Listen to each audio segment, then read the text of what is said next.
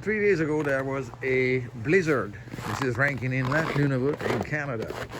And the snow here that gets blown is kind of hard and compact after the blizzard, and it needs some shoveling. Obviously here there has been snow plowing before the blizzard, but the blizzard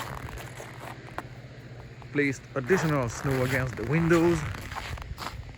Looking like this is obviously not from snow plowing, although there has been a pile of snow there before.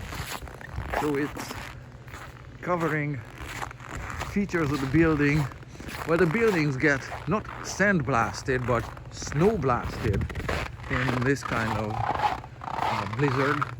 And here is an adjacent property here, and you can see it's piling at the stairs, against the garage doors, wherever. Looking like this everywhere. Snow blasted buildings. And one raven there trying to chill. So that's how a blizzard looks like, or the terrain after a blizzard looks like.